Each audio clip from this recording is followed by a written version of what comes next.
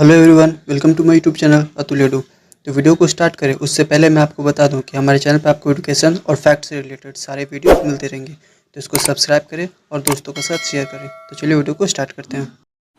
So, today in this video we will discuss few questions from a chapter A Face in the Dark by Ruskin Bond. You must read the story before starting this video and note down the question answer. If you read the chapter, you will get to know that this is the horror story. So, let's go with the question answer. Now see the first question. Who was Mr. Oliver? What was his profession? Therefore the answer. Mr. Oliver was the main character of the story. He was an Anglo-Indian teacher in a school boarding on the outskirts of Simla. He was a bachelor who used to stroll into the town in the evening. The whole story revolves around him and contrast of his character that took place when he encountered the unexpected situations.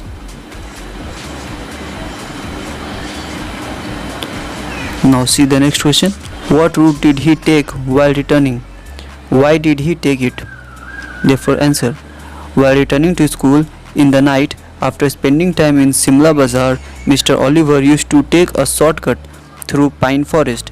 Mr. Oliver was quite bold and did not fear the terrible sounds made by pine trees when strong winds blew, as he wanted to reach the school in less time. Mr. Oliver used to take this shortcut. Now see the next question, number 3. Describe the posture of the boy. Where was he sitting? Answer. The boy sat on the rock with his head down, and he held his face in his hands, and his body shook continuously.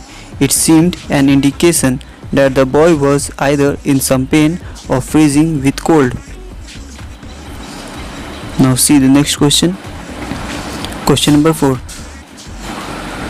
How did Mr. Oliver react when he saw the face of the boy? Therefore answer.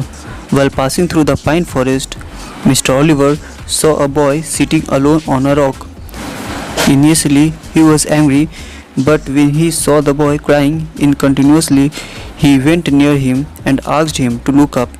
As the boy lifted his face, which was without eyes, nose or lips, the torch fell from Mr. Oliver's hands and he ran toward school building crying for help. Now see the question number 5.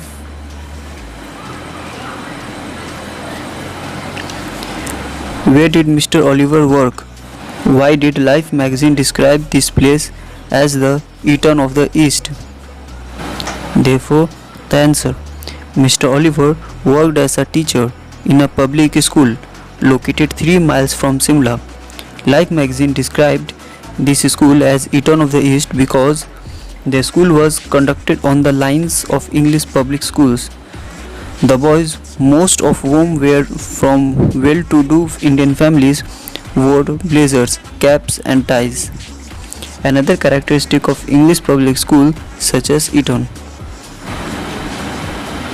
Now see the next question, number 6. What is a lantern? Who was holding the lantern? Why did Mr. Oliver feel relieved at the sight of the lantern? Therefore answer. A lantern is a kerosene lamp with transparent case to protect the flame. It appeared to Mr. Oliver as if a watchman was holding the lantern. Mr. Oliver felt relieved on seeing the lantern because he had been terribly frightened. He felt that he had just seen a ghost, which he saw a boy without any facial features. Now see the next question, number 7. Briefly describe the meeting between the lantern bearer and Mr. Oliver. State on reason why A Face in the Dark could be considered a horror story. Therefore answer. When Mr. Oliver stumbled up to the watchman with the lantern, the watchman asked him what had happened and why he was running. When Mr. Oliver told him that he had just seen a ghost, the watchman raised his lantern to his own face, which was also featureless. The story ends here. The reason that the story A Face in the Dark should be considered a horror story is that Mr. Oliver encounters two ghosts within a short time, which are enough to scare anyone who goes through Mr. Oliver's experience. Now see the next question, number 8. What message does the story convey? How does it affect you? Therefore answer. The message that the story conveys is man finds himself helpless in front of ghosts and supernatural things. In different course of time, a man may behave differently, not holding to his permanent character. One should not boast of one's good habits, nor should be ashamed of his shortcomings. The character of Mr. Oliver strengthens our point when he runs away from the boy with no features out of fear. Though we have been told that he is not a nervous or imaginative man, all of Mr. Oliver's courage vanishes at the sight of a ghost. So, these were the few questions from the chapter. Hope you like it. If you want more questions, you may comment below. To get connected with our channel, please subscribe it, and thanks for watching.